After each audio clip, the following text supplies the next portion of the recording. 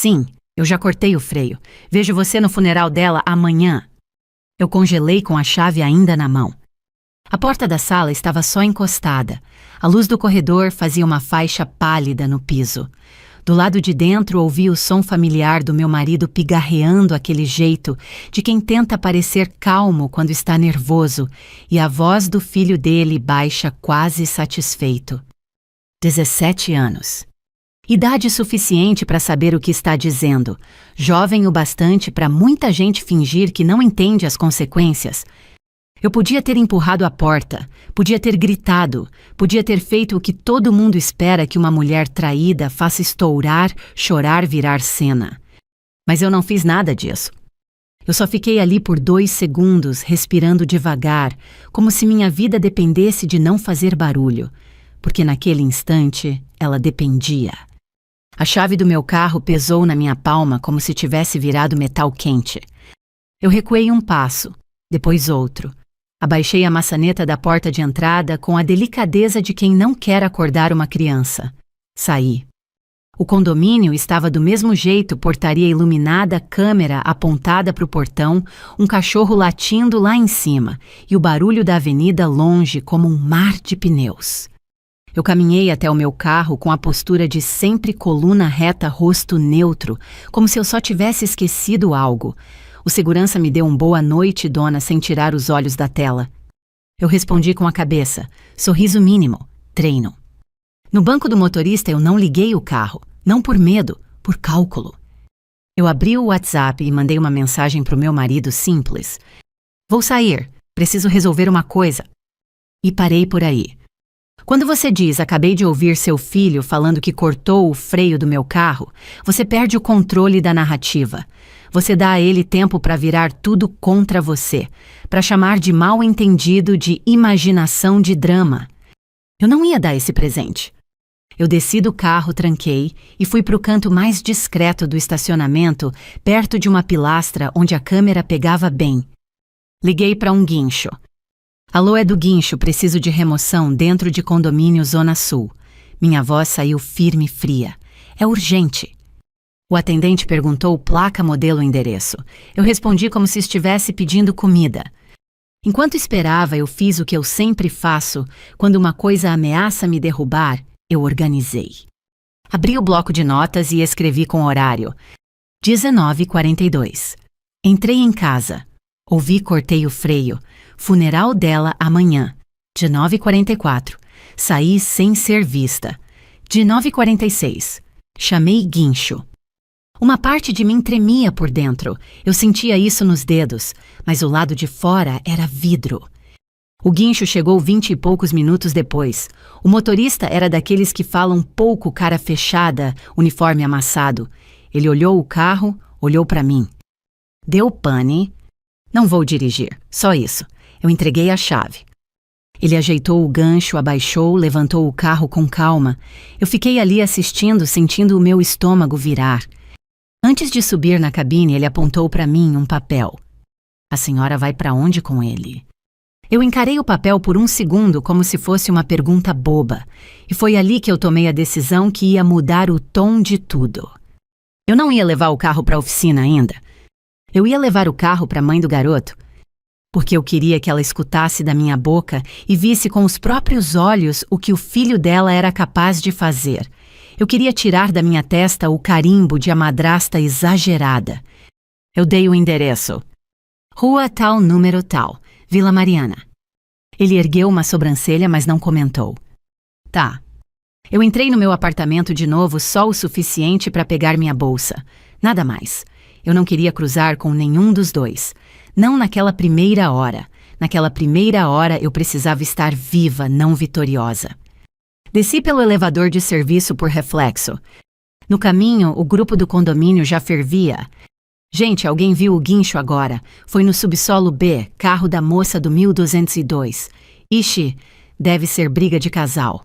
De novo. Eu li aquilo sem sentir vergonha, sem sentir raiva. Gossip é barulho. Eu trabalho com silêncio. Quando o guincho parou em frente ao prédio da ex do meu marido, eu desci com a mesma calma de quem vai entregar um pacote. O porteiro me olhou de cima a baixo. Eu estava arrumada. Eu sempre estou. Não por vaidade e por armadura. Boa noite. Eu vim deixar um carro aqui, eu disse. Ele ligou para ela. Ela desceu minutos depois, cabelo preso às pressas moletom, cara de poucos amigos. A mesma energia de sempre defensiva antes mesmo de ouvir. O que é isso? Ela perguntou olhando para o carro em cima do guincho. Seu filho mandou um presente? Eu respondi. Ela franziu a testa. Como é? Eu fiquei a uma distância educada, sem invadir, sem recuar. Eu ouvi ele falando com o pai dele. Eu disse sem aumentar o tom. Sim, eu já cortei o freio. Vejo você no funeral dela amanhã. Eu parei um segundo e concluí seco. Eu não gritei. Eu só mandei o carro para você. O rosto dela mudou. Não foi medo, foi raiva. Você é doente.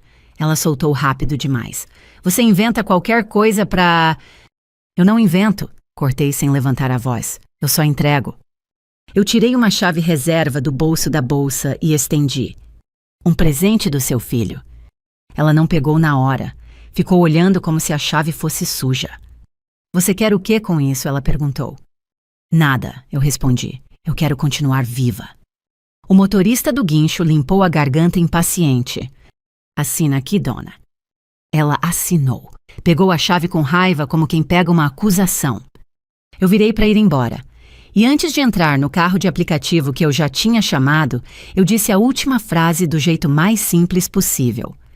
Se você acha que eu tô exagerando, leva ele para uma oficina. Amanhã, não hoje. Amanhã com calma.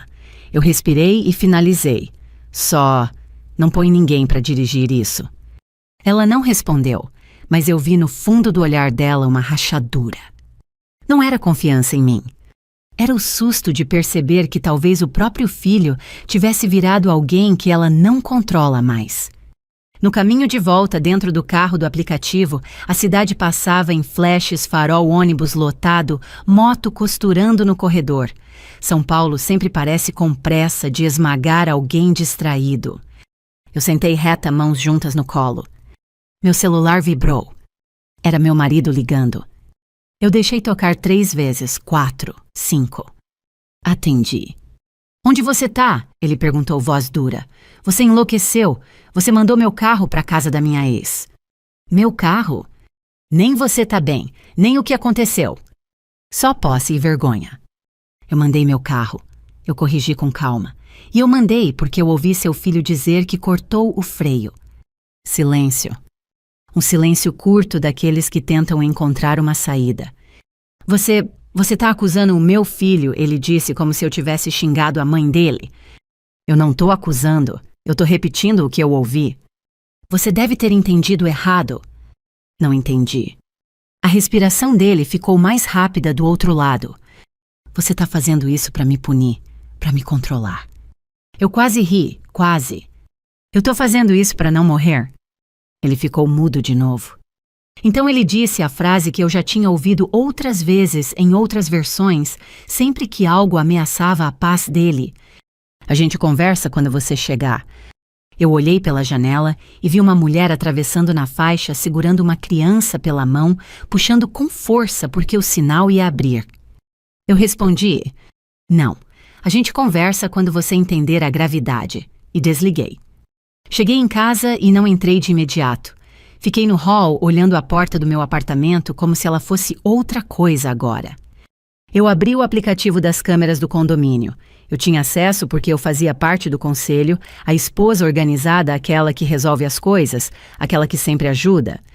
A lista de gravações apareceu. Eu selecionei o horário do fim da tarde. Não era prova ainda, era só intuição. E foi aí que eu vi. A imagem estava um pouco granulada, mas era clara o suficiente. O filho dele descendo sozinho para o subsolo, olhando para os lados, andando rápido demais para quem só foi pegar um carregador no carro. Ele parou exatamente ao lado do meu carro. Ficou abaixado perto da roda por tempo demais. Depois levantou e saiu como se não tivesse acontecido nada. Meu peito apertou, mas meu rosto não mudou. Eu fiz download do vídeo e salvei numa pasta com o nome neutro Documentos. Nessa mesma hora, uma notificação pipocou mensagem da mãe dele. Eu abri. Áudio curto. Voz dela tremida sem o tom agressivo de antes. Eu fui dar uma volta rápida no quarteirão só pra ver e... O freio não respondeu direito. Eu voltei devagar. Você ouviu mesmo ele falando aquilo? Eu encostei as costas na parede fria do hall. E pela primeira vez, desde que ouvi a frase do funeral, eu senti vontade de chorar. Mas eu não chorei. Eu só apertei o celular com força e pensei com uma clareza gelada. Agora não é mais sobre eu provar. Agora é sobre eu sobreviver e decidir quem vai pagar o preço. Eu ouvi o áudio da mãe dele 2 vezes sem mudar a expressão. Eu fui dar uma volta rápida. O freio não respondeu direito. Eu voltei devagar. Ela não pediu desculpas. Ainda não. Mas a voz dela já não tinha aquela certeza agressiva de antes. Tinha medo.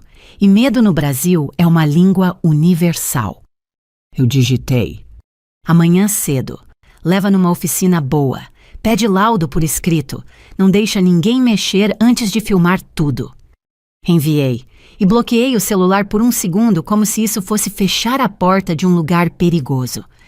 Dentro do apartamento, a casa tinha o mesmo cheiro de sempre produto de limpeza e amaciante, mas eu estava com a sensação de que eu tinha voltado para um cenário montado, um palco onde eu era a única que sabia o final. Eu abri meu notebook na mesa da cozinha e fiz o que uma mulher precisa fazer quando a vida vira ameaça concreta. Eu criei redundância.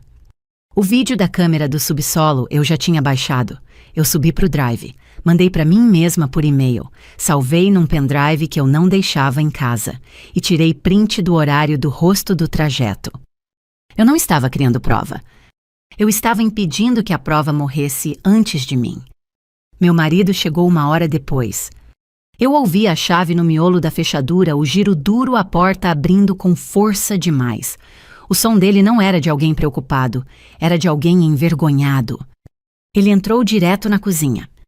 Você enlouqueceu, ele disse olhando primeiro para o notebook e depois para mim. Você mandou um guincho levar o carro para a casa da minha ex. Você tem noção da humilhação? Eu não levantei, eu não fechei o notebook, eu não me defendi. Eu tenho noção do que eu ouvi. Você ouviu o que? Uma frase, uma piada de adolescente. Você vai destruir a nossa família por causa de uma frase. A palavra família saiu da boca dele como se fosse um escudo. Eu senti uma fisgada no peito, não de saudade, de lucidez. Você quer que eu repita? Eu perguntei. Ele apertou a mandíbula.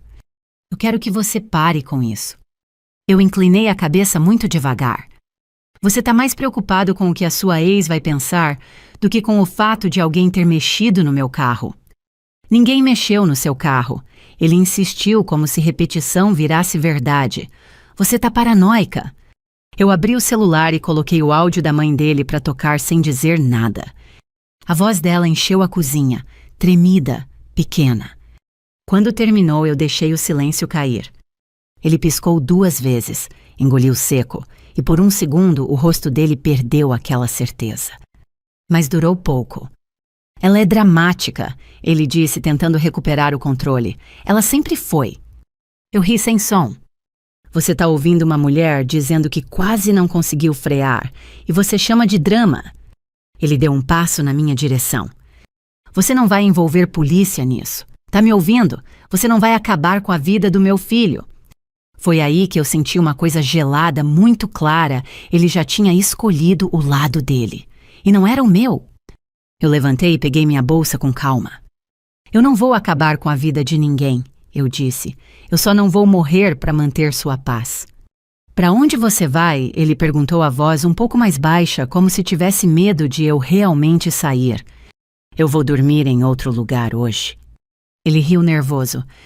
Você está fazendo chantagem emocional. Não, eu respondi. Eu estou escolhendo continuar existindo. Eu fui para o quarto, peguei uma troca de roupa e minha nécessaire. Não levei mala. Mala vira cena. Eu não estava indo embora. Eu estava recuando 2 passos para não ser atingida. Na porta, ele tentou segurar meu braço. Eu parei. Olhei para a mão dele no meu pulso e levantei os olhos para o rosto dele. Ele soltou. porque naquele olhar tinha uma coisa que ele não estava acostumado a ver. Em mim, não era raiva, era decisão. No elevador, eu senti minhas pernas amolecerem pela primeira vez. Eu apoiei as costas na parede espelhada e fechei os olhos por 2 segundos. Eu não sou frágil, mas medo é físico. Medo mora no estômago. Medo sobe para a garganta. Eu respirei até ele descer. Do lado de fora, a noite de São Paulo era barulhenta, quente e indiferente. Eu chamei um carro por aplicativo e mandei para o endereço de uma amiga não íntima, mas confiável. Uma mulher do meu trabalho que já tinha me visto resolver crise sem fazer escândalo. No caminho, eu vi motocicletas costurando os carros como se a cidade fosse uma competição. Faróis, freios. A palavra freio tinha virado um som dentro da minha cabeça.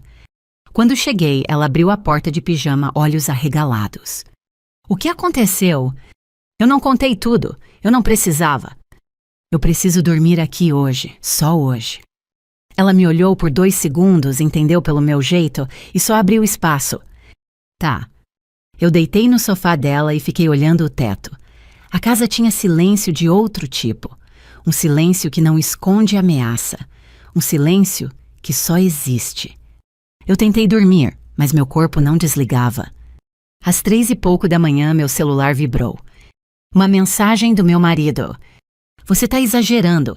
Volta amanhã. A gente conversa. Eu não respondi. 5 minutos depois, outra mensagem. Eu já falei com ele. Ele disse que foi brincadeira. Eu li e senti um gosto amargo. Eu já falei com ele. Ou seja, ele não foi atrás de verdade. Ele foi atrás de uma frase que permitisse apagar tudo.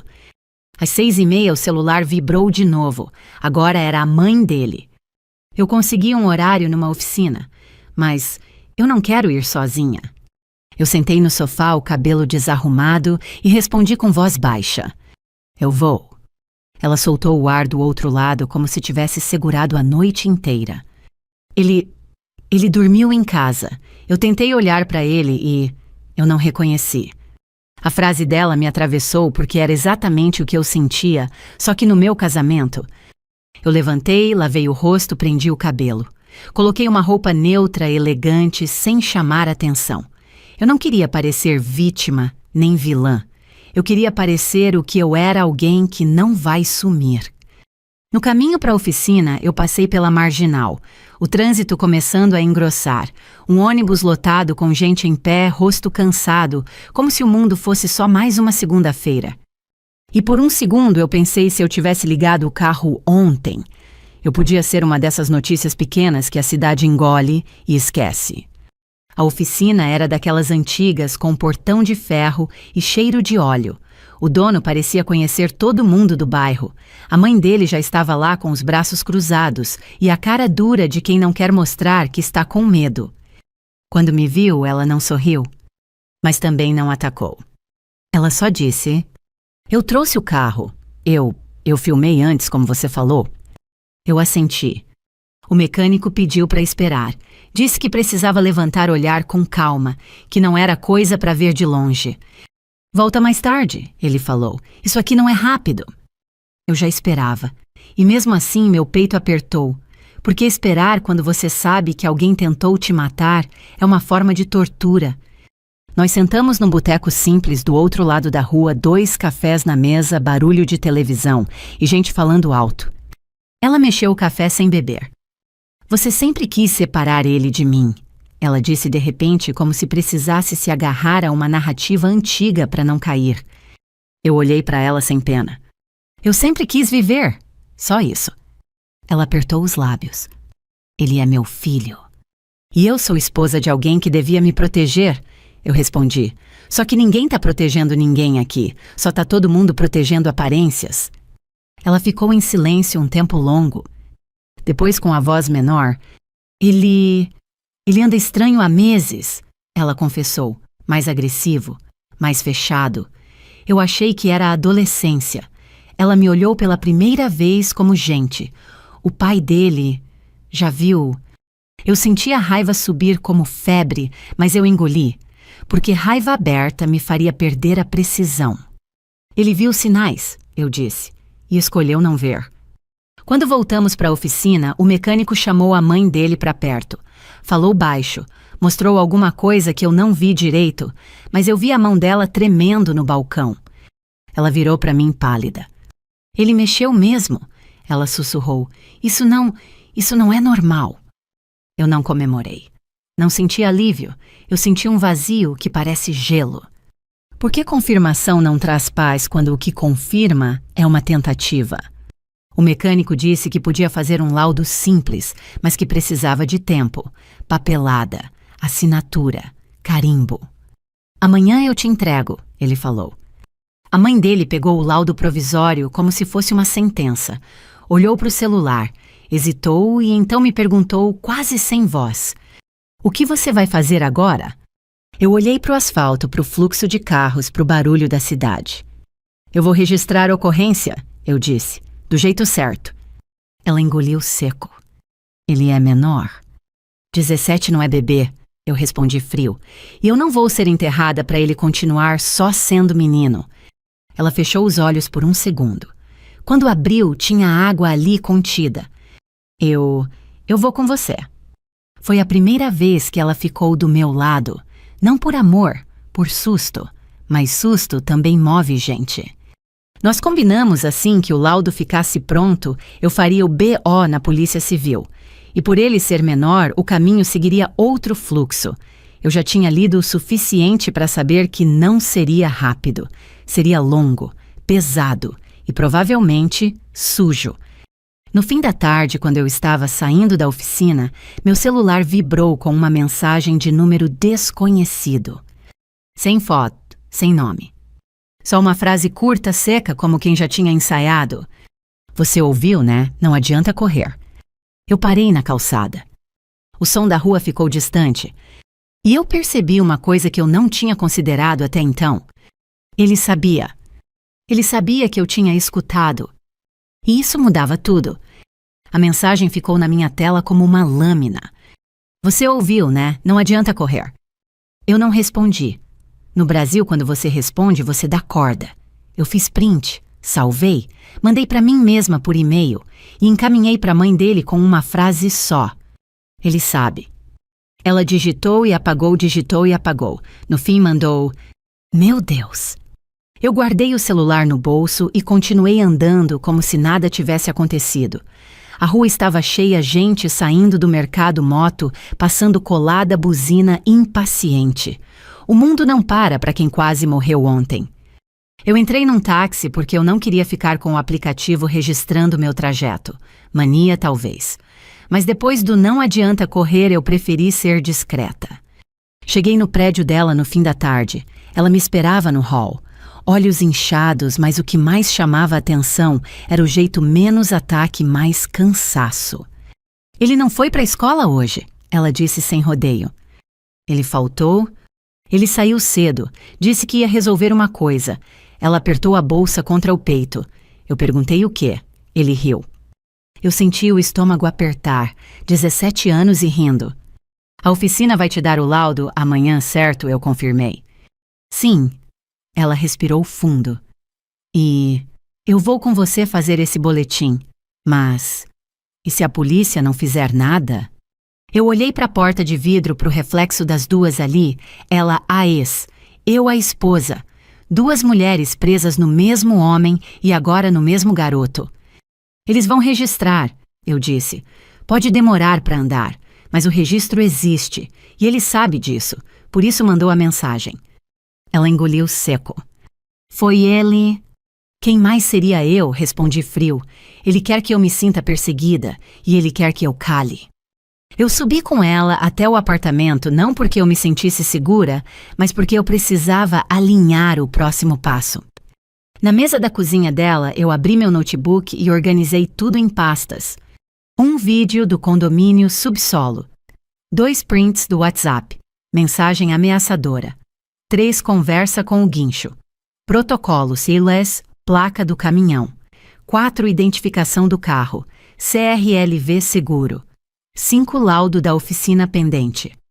Eu escrevi um roteiro curto para mim mesma porque delegacia não é lugar para improviso. Ouvi a confissão, não confrontei.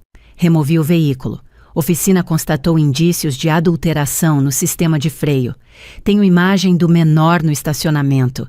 Recebi ameaça por mensagem. Sem adjetivos, sem choro, sem eu acho. Só fatos. O celular dela apitou. Ela olhou e ficou pálida.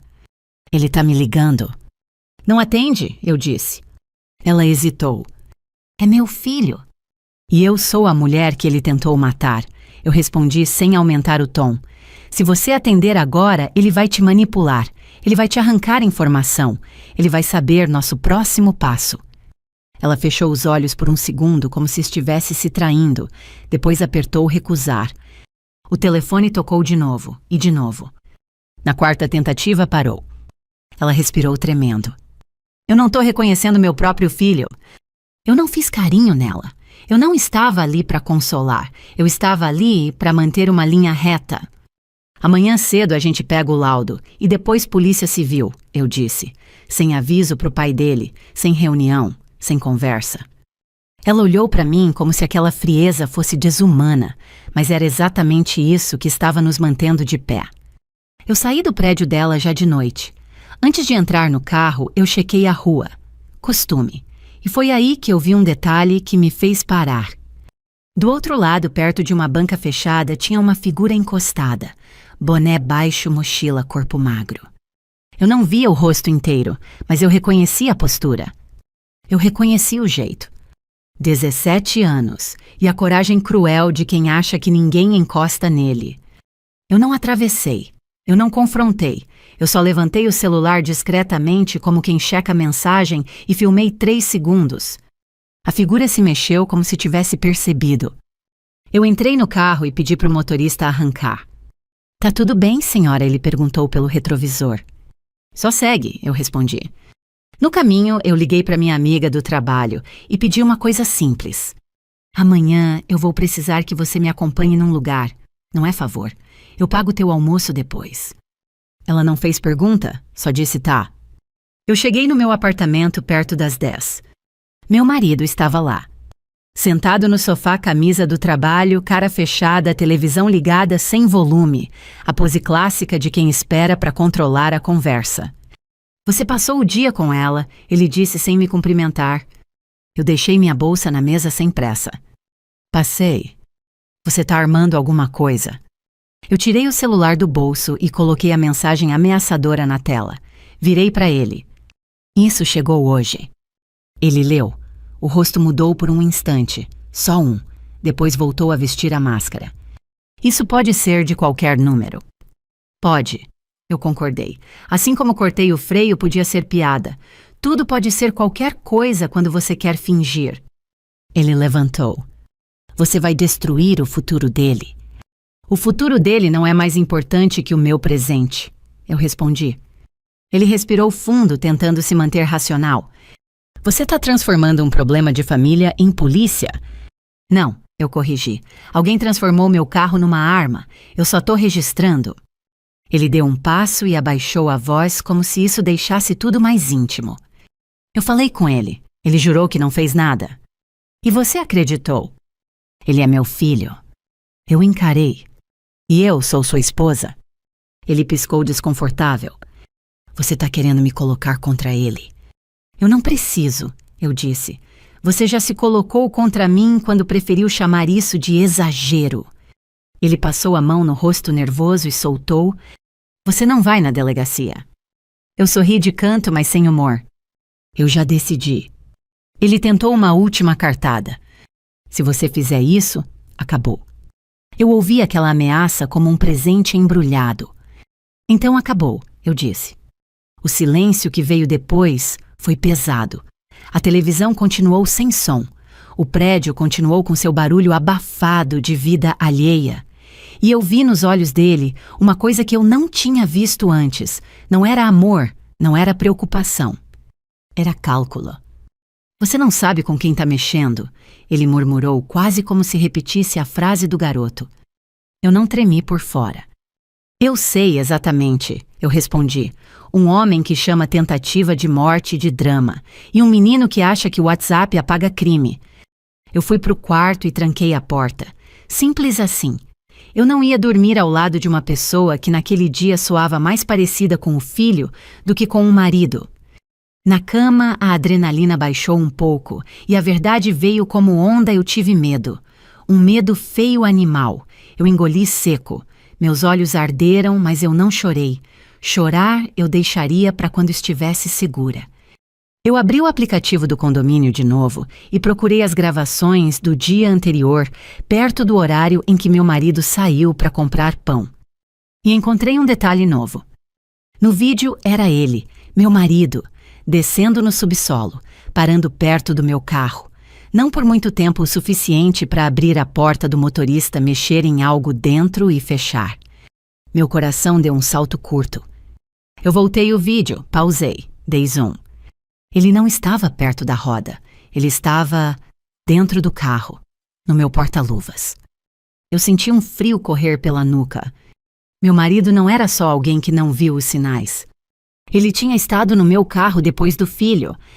Eu fiz download daquele trecho, salvei em mais 3 lugares e mandei para mim mesma com um assunto neutro vídeo 2. Às 6:30 da manhã eu já estava de pé. Café preto. Rosto lavado, blazer simples. A mãe do garoto me mandou uma mensagem. Ele saiu de casa de novo, não voltou. Eu respondi só: foca no laudo, hoje. Eu encontrei minha amiga do trabalho na portaria como combinado. Ela olhou para minha cara e entendeu que não era fofoca. Onde a gente vai? Ela perguntou. Oficina, depois delegacia, eu disse. Só fica comigo. Ela assentiu. No caminho, meu marido ligou. Eu não atendi. Ligou de novo. Eu bloqueei. Quando chegamos na oficina, o mecânico entregou um papel com timbre. Não era uma perícia oficial do Estado, mas era um laudo técnico simples, suficiente para um BO começar. A mãe do garoto pegou o papel com as 2 mãos, como se fosse uma coisa viva. Vamos, ela perguntou. Eu olhei para ela, depois olhei para o papel e por fim para o meu celular com o vídeo do meu marido no porta-luvas. Vamos, eu disse. Dentro do carro, a cidade parecia mais barulhenta do que nunca. Farol, motocicleta, gente atravessando fora da faixa. Tudo dependia de um freio funcionando. Eu sentei reta olhando para frente. E quando o GPS anunciou delegacia, meu celular vibrou com um novo áudio, agora do meu marido, de um número que eu não tinha bloqueado. Eu apertei play sem querer. A voz dele saiu baixa, urgente, quase sussurrada. Não vai lá. Eu peguei o que tinha que pegar no seu carro. Já tá resolvido. Eu congelei. Porque naquela frase tinha 2 coisas. 1. Ele confirmou que mexeu no meu carro. 2. Ele achava que ainda podia resolver apagando rastros. Eu desliguei o áudio com o dedo firme e encarei a fachada da delegacia como se fosse a única porta possível. A fachada da delegacia parecia mais feia de perto. Não era cinema. Era parede descascada, vidro riscado, ar-condicionado fraco e gente esperando com o olhar cansado de quem já sabe que vai ter que insistir para ser ouvido. Eu desci do carro com o laudo na mão, o celular no bolso e a coluna reta. Minha amiga ficou do meu lado silenciosa como combinado. A mãe do garoto vinha 2 passos atrás, apertando a bolsa como se fosse uma boia.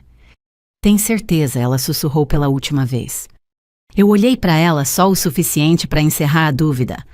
Eu tenho. Entramos. Na recepção pediram documento, nome completo, endereço. A funcionária mal levantou os olhos. Não por maldade, por hábito.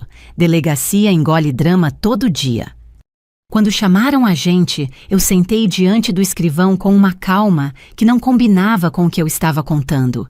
E eu notei isso no olhar dele, ele esperava uma esposa histérica. Eu entreguei uma esposa objetiva. O que aconteceu? Ele perguntou. Eu comecei do começo, sem floreio. Eu ouvi o filho do meu marido dizer para o pai que tinha cortado o freio do meu carro. Eu não confrontei. Saí em silêncio. Chamei guincho e levei o carro para a mãe dele. No dia seguinte, a oficina constatou indícios de adulteração no sistema de freio. Tenho laudo. Tenho vídeo do condomínio mostrando ele no carro e recebi ameaça por mensagem. O escrivão ergueu o olhar. O filho do seu marido tem quantos anos? 17. Ele fez um som curto com a boca como quem já reorganiza o caminho. Menor, vai seguir fluxo de infância e juventude, mas a senhora faz o boletim aqui. Ele estendeu a mão. Me dá o laudo. Eu entreguei. Ele leu rápido, grifou mentalmente e digitou algo. A senhora tem as imagens? Tenho. Eu abri o celular, mostrei o vídeo do subsolo. Mostrei o print da mensagem. Você ouviu, né? Não adianta correr. Mostrei o áudio do meu marido sem dramatizar. Não vai lá. Eu peguei o que tinha que pegar no seu carro. Já tá resolvido. O escrivão apertou os lábios. Esse áudio é dele. É a voz do meu marido. E o número? É o número dele. Eu vi a caneta dele parar por um segundo, não por choque, por gravidade. A mãe do garoto soltou um ar que parecia preso no peito desde ontem. Eu não sabia, ela murmurou quase para si mesma. Eu não olhei para ela. Eu sabia que naquele momento qualquer palavra minha poderia virar ataque. Eu deixei o peso cair sozinho. O escrivão perguntou o óbvio. A senhora teme pela sua integridade? Sim. Alguém mais tem acesso ao seu carro? Ele continuou. Eu respondi com precisão. Meu marido, o filho dele, e o condomínio tem câmera. Eu não disse eu acho, eu disse tem. Ele digitou mais, pediu meu documento, anotou meu CPF. Perguntou onde eu estava morando naquela noite. Eu disse a verdade sem detalhes desnecessários. Estou fora de casa, por segurança. Ele assentiu. A senhora vai receber o número do boletim. Com isso dá para pedir medidas e o encaminhamento vai para o setor competente. Ele fez uma pausa. A senhora entende que isso pode virar investigação e pode demorar. Eu entendo, eu respondi. Eu só preciso que exista. Ele imprimiu um protocolo, carimbou e colocou na minha frente. Eu peguei o papel como quem pega uma certidão de nascimento de uma nova fase. Minha amiga apertou meu ombro discreta. A mãe do garoto olhava para o chão. Eu vi a garganta dela subir e descer lutando para não desmoronar ali. Então a porta do corredor abriu. E meu marido entrou. Eu senti antes de ver aquele cheiro de perfume caro com pressa, aquele passo firme de quem acredita que ainda manda. Ele veio com um homem de terno atrás, advogado, pastinha, cara séria de vamos resolver isso aqui. Meu marido viu a gente e o rosto dele se fechou. Eu sabia. Ele disse alto o bastante para chamar atenção. Você veio mesmo? Eu não me levantei. Não porque eu estava calma por dentro, porque eu sabia que levantar seria virar cena. E cena era o território dele. O escrivão olhou por cima dos óculos. O senhor é quem?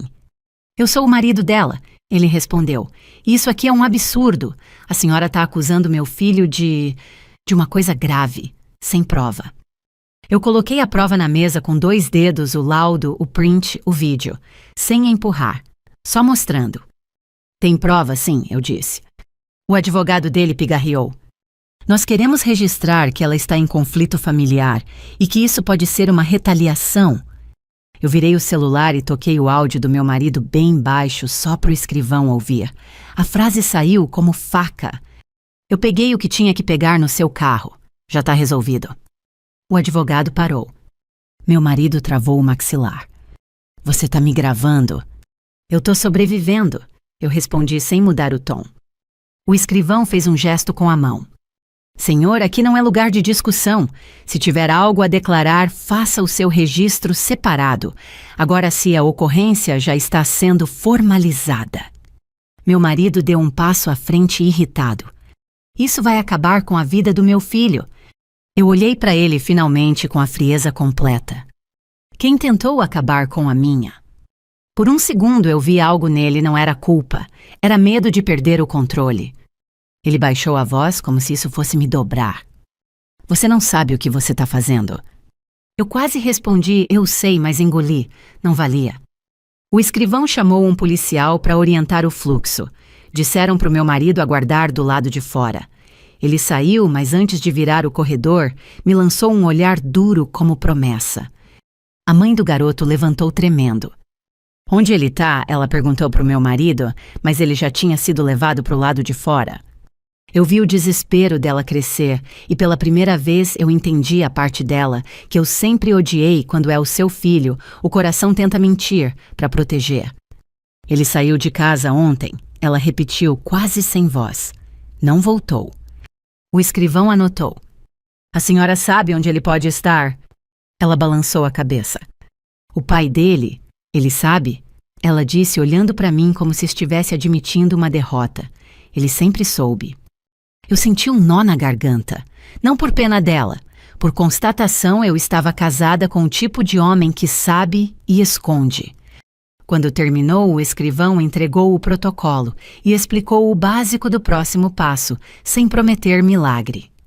A senhora vai ser chamada para complementar. Pode haver solicitação de perícia oficial e, como envolve adolescente, o caso será encaminhado para o órgão competente. Guarde tudo, não apague nada. Eu não vou apagar, eu respondi. Eu saí da sala com o papel na mão e a sensação de que eu tinha cruzado uma linha sem volta. No corredor, meu marido esperava. Ele veio rápido tentando me encurralar com palavras doces que eu conhecia bem. Amor. Vamos conversar, ele disse fingindo calma. Você tá cansada. Vamos para casa. Eu te prometo, eu vou resolver isso com ele.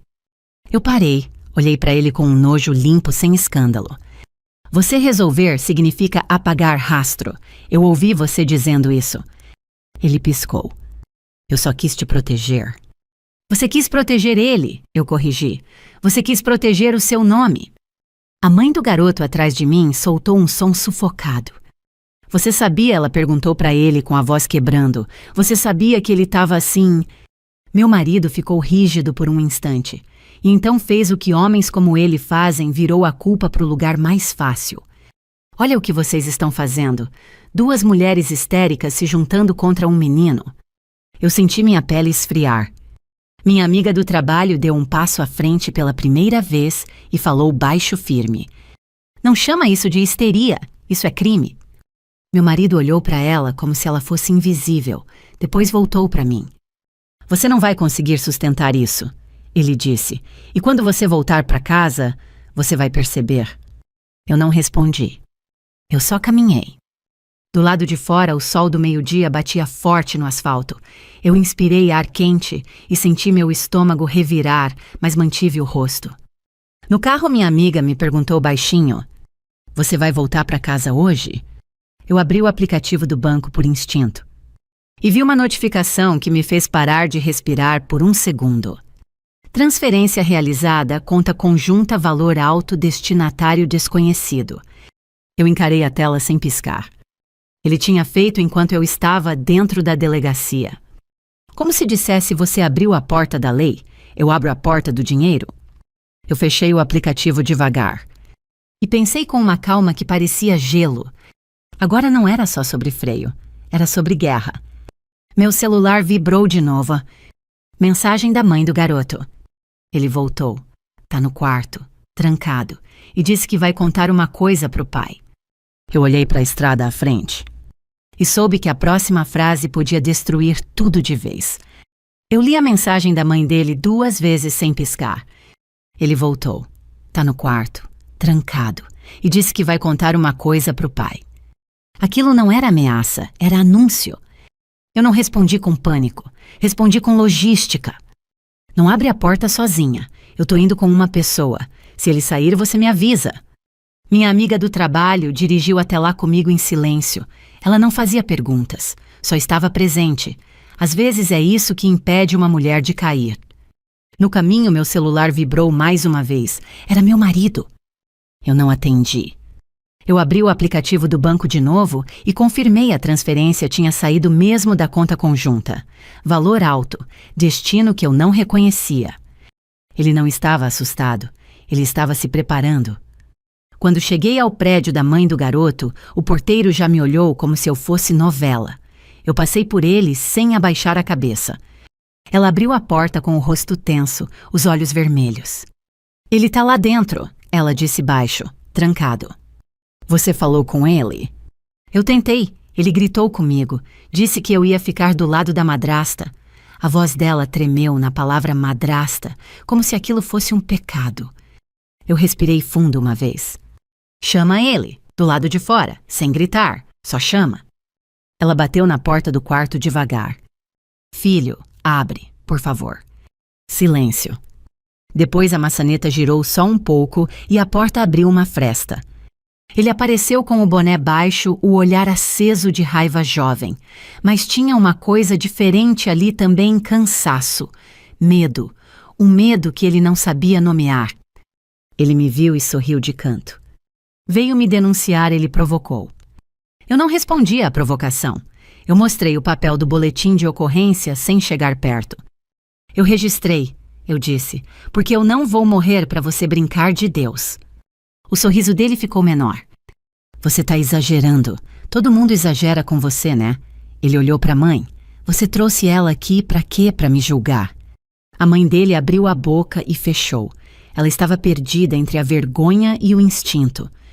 Eu fui direta, fria. Você mandou mensagem para mim? Você ouviu, né? Não adianta correr. Foi você. Ele deu de ombros. E se foi... Então você confirma que sabe o que fez. Ele riu nervoso. Eu não fiz nada. Eu tirei o celular do bolso e abri o vídeo do condomínio. Não dei play ainda. Só deixei o frame parado, ele agachado ao lado do meu carro. Quer mesmo me chamar de louca olhando para isso? A boca dele fechou. Por um segundo ele parecia menor do que a arrogância dele.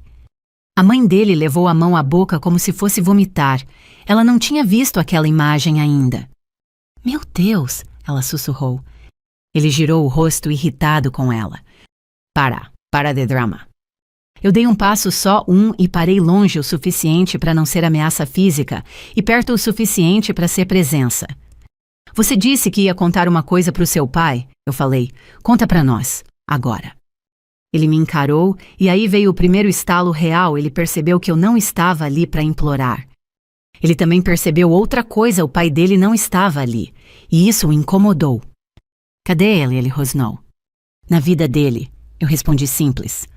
Ele respirou forte, como quem segura um choro que virou raiva, e então, sem olhar para mim, falou para a mãe. Eu fiz porque ele disse que era só um susto. O ar da sala pareceu parar. A mãe dele piscou lenta. Quem disse? O garoto engoliu seco e continuou mais rápido, como se tivesse medo de ouvir o que ele mesmo estava dizendo. Ele, meu pai. Ele apontou para um vazio, como se o pai estivesse ali. Ele falou que ela... E ele olhou para mim com ódio, que ela estava querendo tomar tudo que ela ia deixar ele sem nada, que era só para ela parar de bancar a dona. Eu senti meu estômago virar do avesso. Porque por um segundo eu vi o desenho inteiro, não era só um adolescente cruel, era um adolescente usado como ferramenta.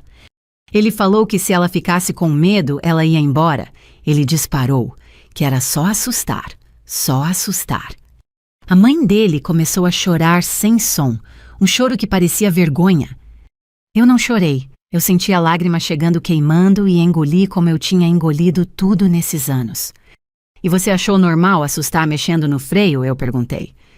Ele abriu a boca e a arrogância falhou. Eu não pensei. Você pensou em funeral. Eu cortei. Você disse funeral. Ele apertou os olhos e eu vi ali por trás da raiva um menino com a cabeça cheia de coisa errada e um pai alimentando. A minha amiga do trabalho, que tinha ficado quieta, falou pela primeira vez firme. Você percebe que isso podia ter matado alguém? O garoto ficou mudo. A mãe dele, chorando, virou para mim com uma sinceridade torta. Eu não sabia. Eu juro que eu não sabia. Eu olhei para ela e pela primeira vez eu acreditei. Não porque ela fosse inocente, mas porque ela estava destruída demais para fingir. Meu celular vibrou de novo. Mensagem do meu marido agora sem máscara. Você fez o BO. Eu fiz o que precisava com o dinheiro. Se você não quiser perder tudo, a gente faz um acordo hoje. Acordo. Ele queria negociar com o medo. Eu levantei os olhos do celular e encarei o garoto. Você vai repetir isso na frente de uma autoridade, eu disse. Do jeito certo, com acompanhamento, porque você é menor e porque eu não sou assassina. Eu não quero te destruir, eu quero que você assuma. Ele engoliu seco. Meu pai vai me odiar. Eu dei um sorriso pequeno frio. Seu pai não sabe odiar, ele sabe usar. Eu virei para a mãe dele. Você vai comigo amanhã, eu disse. Você vai levar ele e vai dizer a verdade. Não para me agradar, para salvar o seu filho do que ele está virando. Ela assentiu chorando. Eu vou.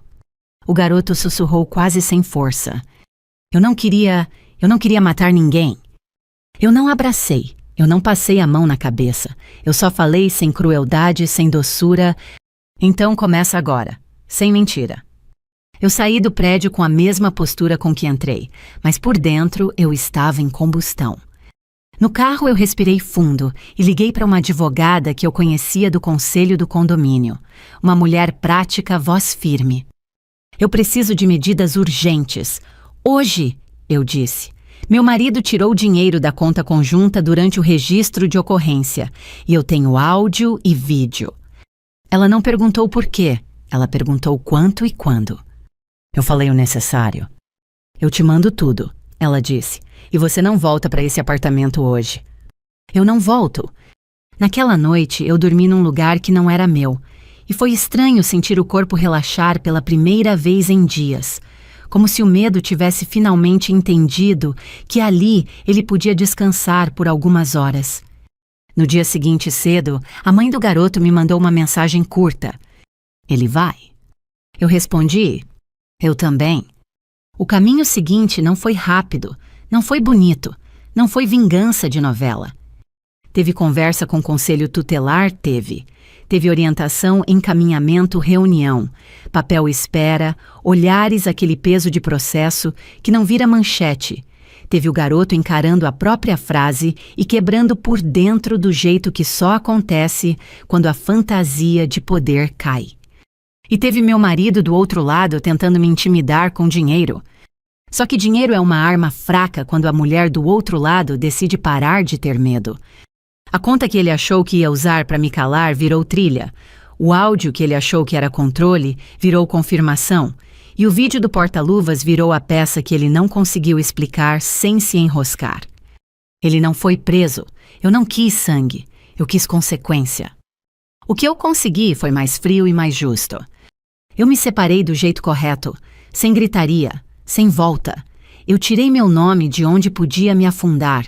Eu não aceitei acordo em cima de ameaça. E o garoto? Ele foi obrigado a olhar para o próprio ato, a encarar acompanhamento, a viver o constrangimento que ele achou que eu merecia. Uma manhã, semanas depois, eu estava na cozinha do meu apartamento novo, menor, mais simples, mas meu, e o sol entrava pela janela como se a cidade finalmente tivesse parado de me empurrar.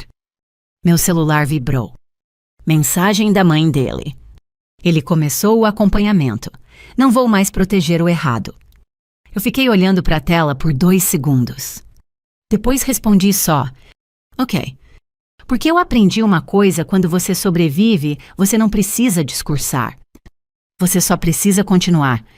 E para quem está me ouvindo de Portugal ou de qualquer país da União Europeia, eu digo uma coisa com o coração na mão. Às vezes a violência não chega com soco.